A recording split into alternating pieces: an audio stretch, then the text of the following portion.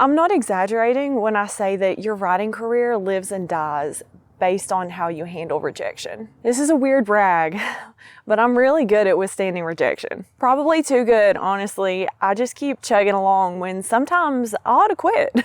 And I credit that to the fact that I started submitting at a really young age. I published my first piece of short fiction when I was 15 or 16. I queried 4 different books, submitted hundreds of queries before finally signing with my agent, including querying her on a previous project and getting rejected. So through my experience of submitting and being rejected, I feel like I've learned a few things. And today I just want to kind of talk about a few tips that I think might help you dealing with rejection as well. Because I truly believe that successful authors handle rejection differently. All right, y'all, it is a beautiful East Tennessee morning.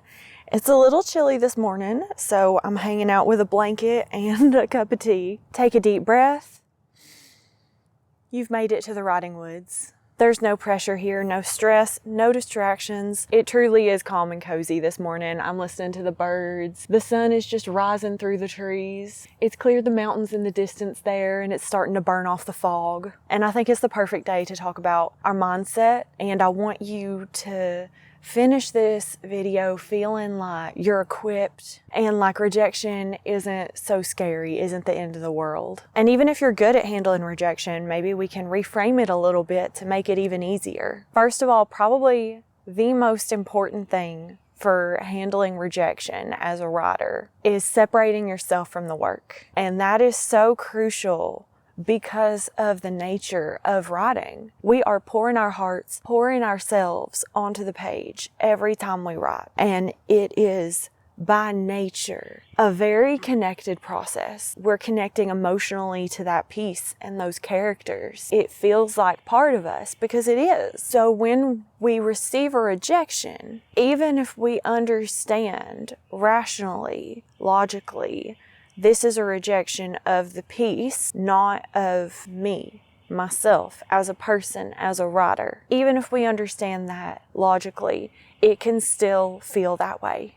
It can still feel like they're saying, you are not good enough. And that is just absolutely detrimental to our mental health, to our ability to write, and certainly to our ability to submit. Because if we are putting ourselves on the line every time we submit, that's a lot.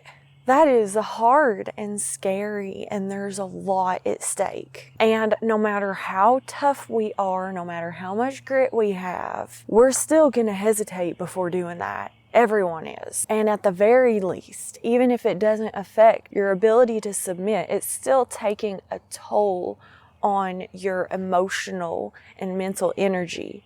And that's gonna impact your writing. So what do we need to do? We need to separate the writer from the submitter. We need to pour ourselves onto the page while we're writing. But when we start to submit, and actually when we start to edit, we need to sever that connection. We have to be able to step back and cut the cord and say, this manuscript is no longer part of me. It's not gonna hurt me if this book gets sliced, gets rejected. I'm not gonna bleed. And that is easier said than done.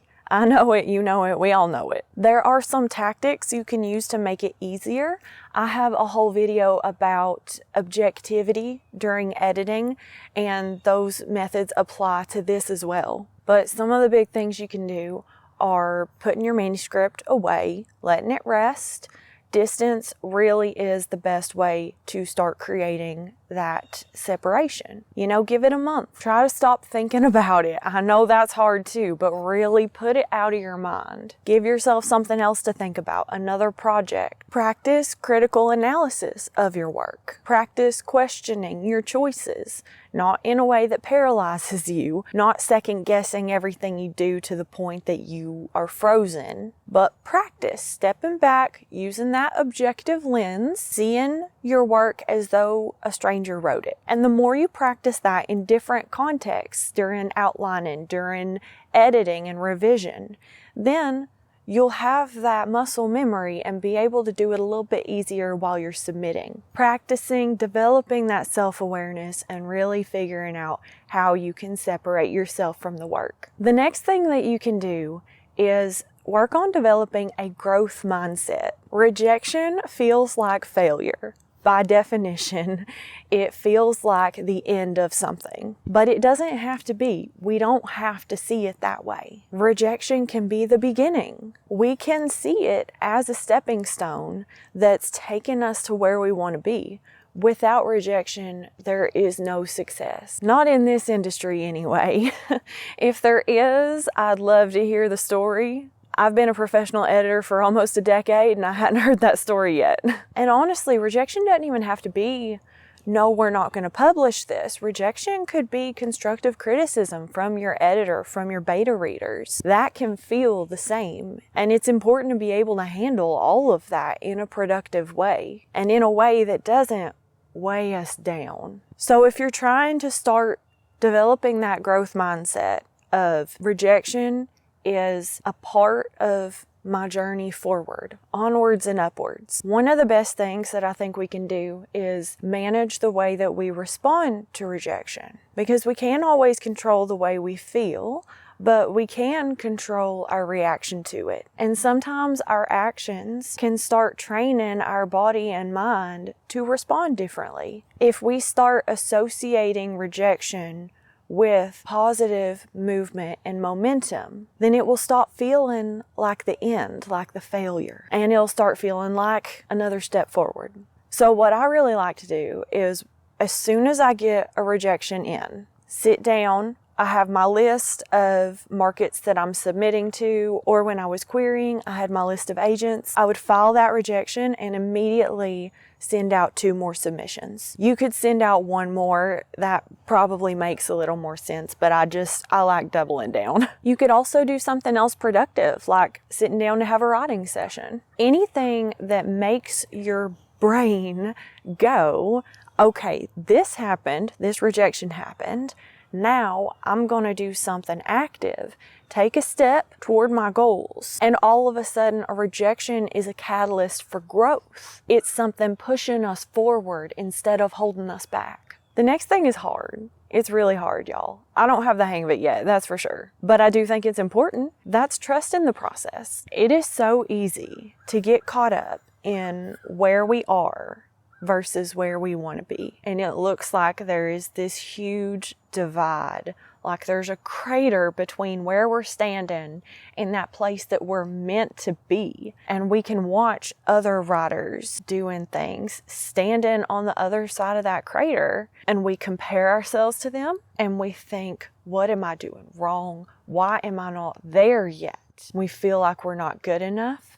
And every rejection that we get is a confirmation of that. Every rejection tells us, nope, you belong on this side. You belong here in the failure zone. And as that piles up, it gets harder and harder to keep trying. But the truth is that a lot of the time, rejection is telling us this thing that we made isn't good enough yet. And there are plenty of other reasons for rejection, especially in this industry. Sometimes it's not a good fit. Sometimes there's something too similar on their list already. Sometimes they hadn't had their morning coffee yet. There are so many reasons for rejection. But looking back at the first manuscript that I queried, that I thought was good enough, that I thought I would like for readers to see this. And now looking back, I am so incredibly glad that that was not published. And I'm glad I didn't get an agent for it. Because if I had known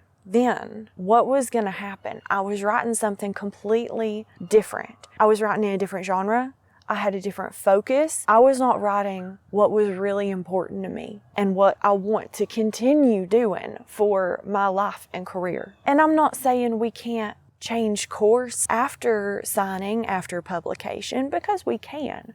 But for me personally, looking back now, I don't want that out there. That rejection feels right in the rearview mirror. At the time, of course, I didn't say that. At the time, it felt like an arrow through the heart, you know? But I wish I could have stepped back and just thought to myself, trust the process. This is going to work when it's right. Trust that maybe there's something you don't see yet that you will later. There is power in trusting that things will happen when the time is right. And I'm not saying we should sit back and say, well, it'll happen and not go work for it. But we also shouldn't beat ourselves up for not being farther along when we are working, we are trying. Sometimes we just have to trust that if we keep spinning the pedals, we will get where we're going. And it might not be where we thought or where we planned. 10 years ago, I didn't plan to be sitting in these woods right here, but I'm sure glad I am. So sometimes just stepping back, taking a breath, giving it a little trust. The next thing for dealing with rejection is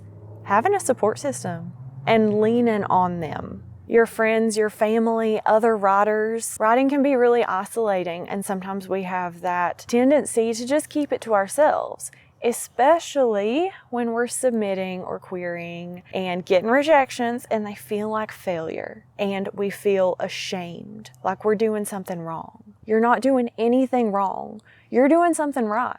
You are out there trying. You're putting yourself out there. You're putting your work out there. And that's how you're going to make things happen. And your support system, the people who love you and care about you, they want to hear about that. They want to support you. They want to be there for you. Whether that's just listening, whether that's bringing you a bowl of ice cream on a rough day. I don't know why I went with ice cream right now because it is chilly. Hot chocolate. They bring you hot chocolate. But y'all, you don't have to do it alone. You don't. Having a support system can be the difference between burning out and having the strength to keep going. And not just having a support system, but using it. Like I say, lean on the people who love you. That's what they're there for. The next piece of handling rejection. I'm talking to myself as much as to y'all on this one. We have to prioritize our mental health. I remember when I got out of college and I was working like my life depended on it. I was writing, I was doing everything. And my mom sat me down and said, if you don't stop, you are gonna burn out. And I brushed it off and I said, no, I'm tough. I've got this. I can work 14-hour days and not take weekends and write until my fingers bleed because I'm 22 years old and someone out there is working harder than me and I have to push or I'm gonna get left behind. Well, guess what happened?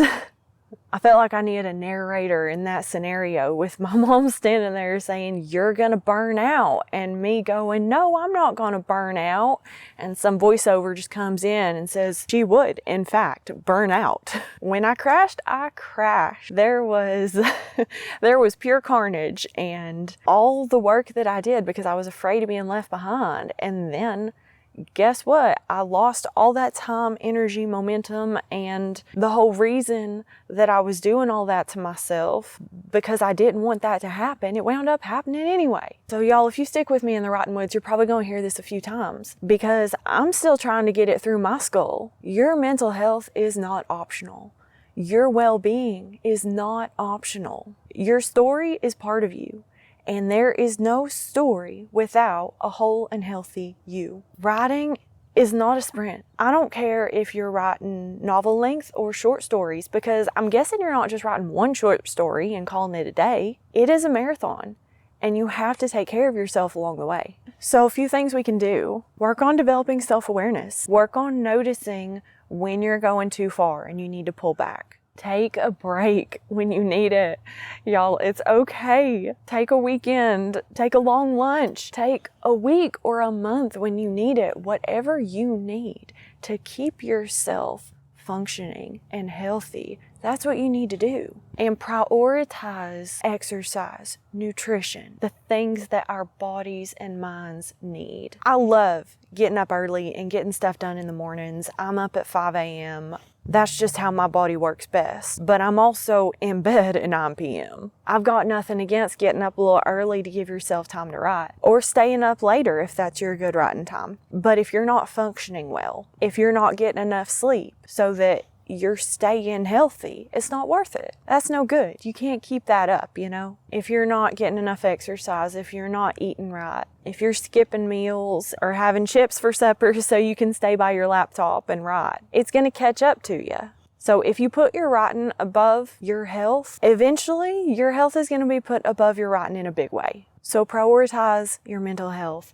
Remember that there is no story without you. Rejection is one of those things that can break us down as writers. It's tough. And the way that we handle it can determine the trajectory of our career. Not to mention whether we're able to actually put down that story that's living inside us. If we're beaten down by rejection, our writing is going to suffer. So finding ways to handle rejection in a sustainable and positive way, it's critical for our long-term health and writing. Learn to separate yourself from your work. It's hard, but practice. Understand and really hold on to your inherent value as a person separate from your work. Cultivate that growth mindset. Remember that it's a stepping stone. Trust that you are going to get there when you are supposed to get there, that you're moving forward no matter how slow it feels. And remember that your mental health is not optional. You are not optional. And all of this is easier said than done, but just gently remind yourself of these things and start shifting that mindset, shifting that perspective. And rejection can become something that is necessary to growth, that is positive. Instead of drowning in rejection, all of a sudden you're writing it. You've got this.